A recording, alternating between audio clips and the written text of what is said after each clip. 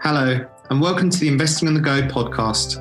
I'm Chris Sarley, and today we're joined by Dr. Paul Jourdan, manager of the Amati UK Smaller Companies Fund. Thank you for joining us today, Paul. Hello, nice to join you.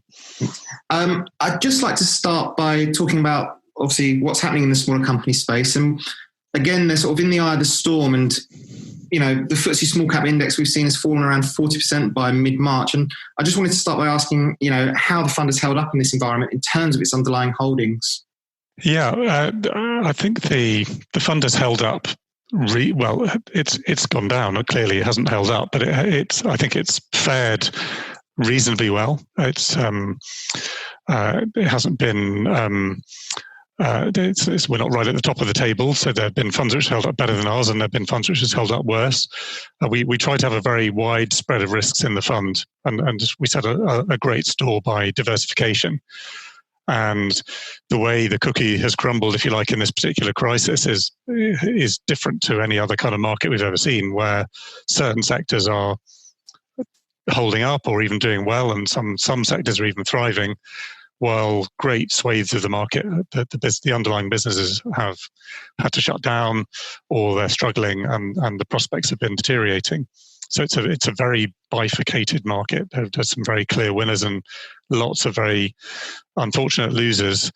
And you know, we, like most funds, will have a spread spanning both types, and you know, that spread is very important. Have you been tapping into the rally we've seen since mid-March? And if so, how? And are you wary of any more pain?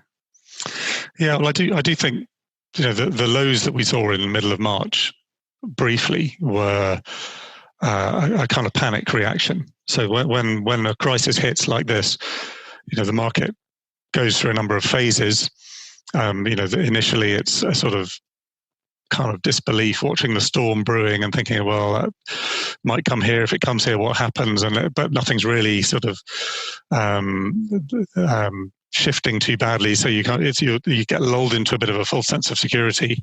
And then, so when it becomes clear, oh yeah, this is really going to hit us, which that moment was, I think, when we all came in on one Monday and found out that the virus was spreading rapidly in Italy and Iran, we suddenly thought, crumbs, this is coming our way. And then you go into a kind of panic phase. So in March, you know, there was a very clear panic phase when really people were just apparently selling stocks almost willy-nilly without any kind of ability to calculate the actual impact that was going to take place. And then when you get that panic phase, lots of things sell off, and then you tend to get quite a steep rally from the panic phase when the market does its calculations and starts to refine the probabilities of what might happen.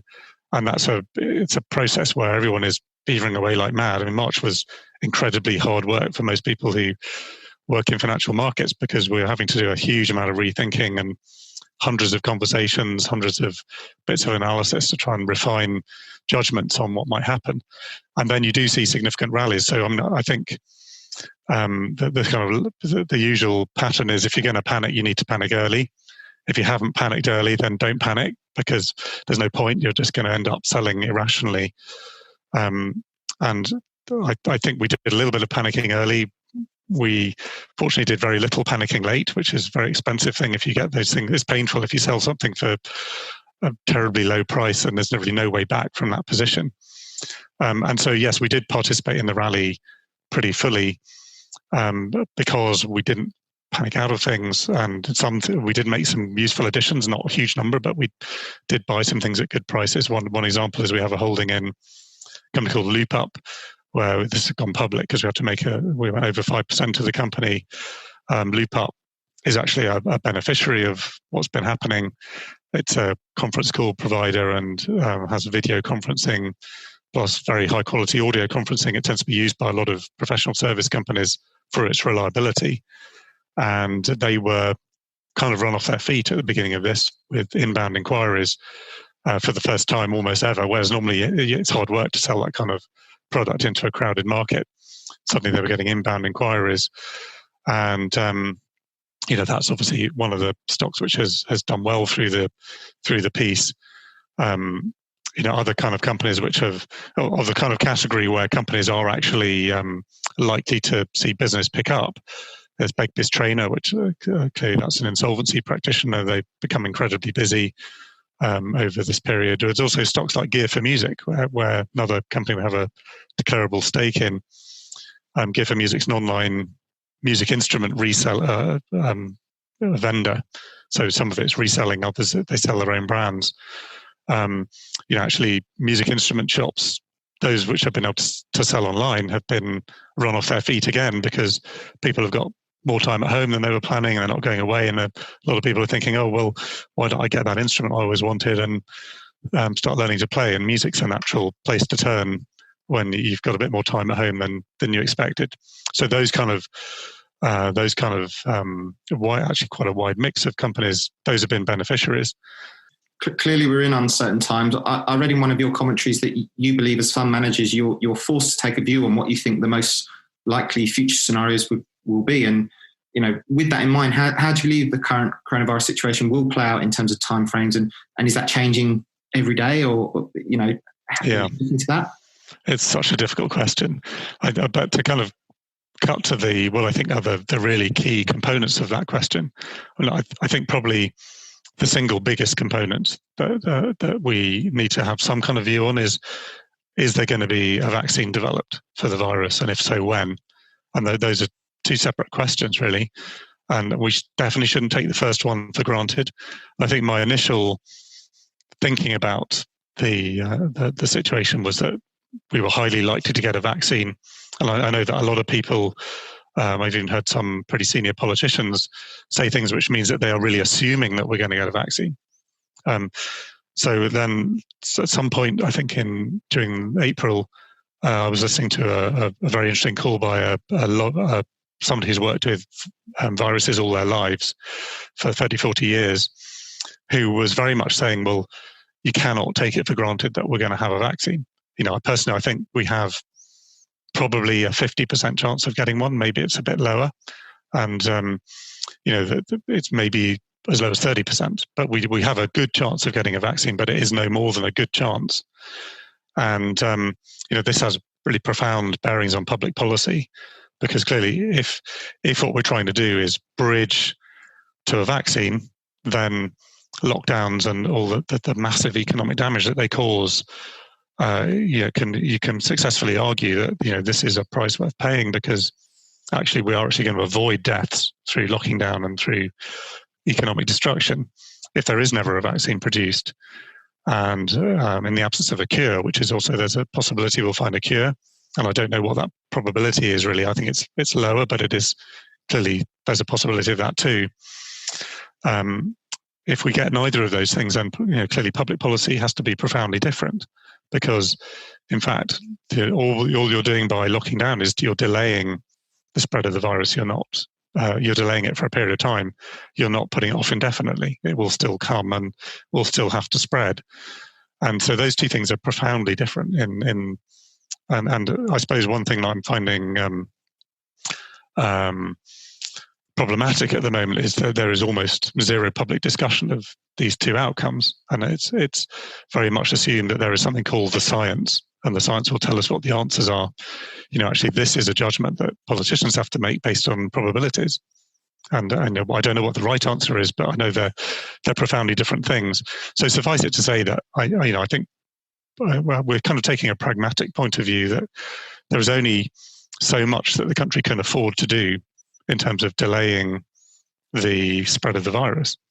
And again, this is something which is not really discussed publicly, but there is clearly, at some point, there's a breaking point beyond which the country can't carry on shutting the economy down, because then the damage that we do from doing that is even greater than the horrific death toll of the virus. So, we are very much, there are profoundly painful decisions that have to be made. And I think in terms of answering your question, when are they going to be made? I think they kind of have to be made by the autumn. And, there will need to be a reframing of the discussion around how we're handling this virus over the summer, so that it's not just a question of it has to be stopped at every single possible cost, to a reframing of, are we trying to bridge to a vaccine or a cure, or are we simply trying to bridge to a situation where we can manage it sensibly and distribute the difficulty of handling all the cases. You talked about the damage and obviously the length of the lockdown there. What have you made of the UK government's offer of financial support to businesses during the pandemic? And do you think it will give the market the timely boost that clearly it will need when lockdown ends? I think it was well done, albeit it was chaotically done. And I think behind the scenes, if one could see behind the scenes, we like to think that government policy is this incredibly organised thing where lots of preparatory work is done, and then when announcements are made, it's pretty clear that enough work has been done to know that that's going to feed through to a workable situation. It's clear that the economic measures that the Chancellor took were announced really off the cuff, and a lot of the work was done the night before. And there was little consultation, but I think broadly it was, and not just in the UK but around the world, it's been well done.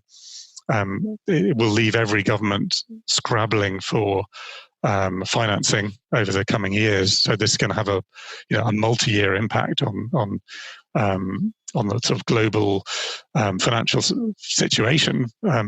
But it was a necessary step, and I think broadly it will be effective, subject to one big condition, and the condition is that the lockdown does end and that it doesn't repeat. And so, we've certainly heard over the weekend and already a few weeks ago in the Scottish Government's response to the unlocking strategy, there's a very clear implication that the lockdown may have to recur. I sort of think we're in a situation where we need to get to a point where that is ruled out as a possibility. So, of course, I don't know how it can be, because ruling it out might then encourage irresponsible behaviour.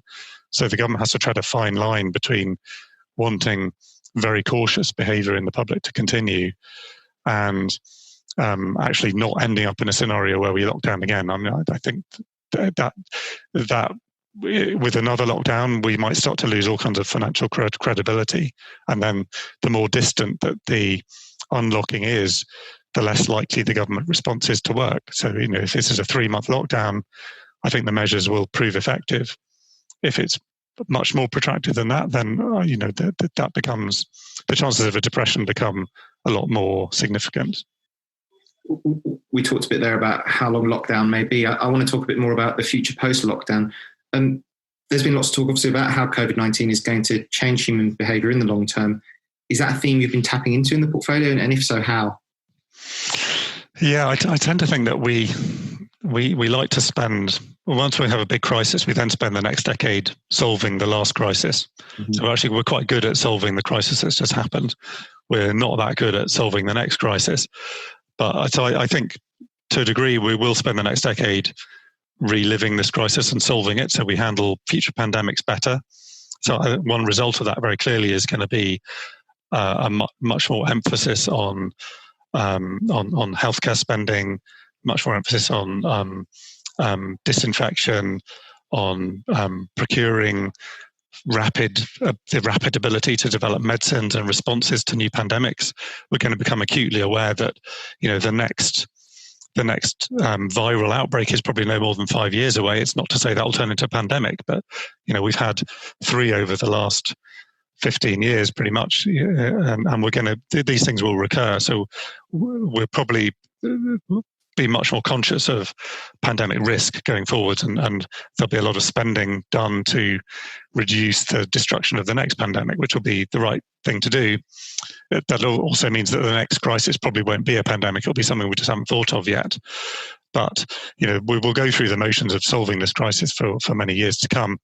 And I think also we'll be more mindful of the ability of natural disasters to completely disrupt our economy and way of life in a way that we haven't really been willing to contemplate before. We've always thought, well, yes, these things might happen, but they're not really going to affect us. Now we know they will. Natural disasters do affect us. So probably there's an acceleration of climate change consciousness and the sort of changes that are needed to prevent climate change disaster. I think that's going to go up the agenda. I hope it will. I suspect it will do. And we're going to be more willing to say, well, actually, yes, we need to disrupt our economy to prevent these disasters, because now we know that this disruption becomes real at some point, and when it becomes real, it can be devastating.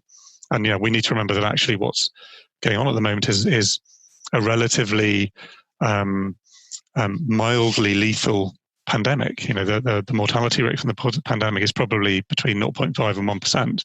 That number could have been 30%, and some viruses that have done huge damage in the past, like smallpox, had massively higher mortality rates. So in a way, we're maybe being taught a lesson, in a milder form that might come back in the future. So I think there will be those kind of changes to the way things work. But I think human behavior, the human condition, if you like, doesn't change really. It goes on from generation to generation. So, we also need to be realistic about the propensity for people to want to go back to more normal kinds of behavior will be strong, and and that's probably a good thing. That's great, Paul. Thank you for joining us today. Great pleasure. Thank you for having me on your show. And if you'd like to learn more about the Amati UK Smaller Companies Fund, please visit FundCalibre.com. And while you're there, remember to subscribe to the Investing on the Go podcast. Please note that these are unprecedented times and markets can react very quickly to news. The views expressed are at the time of recording and could change. And remember, we've been discussing individual stocks to bring investing to life for you. It's not a recommendation to buy or to sell. The fund may or may not still hold these stocks at your time of listening.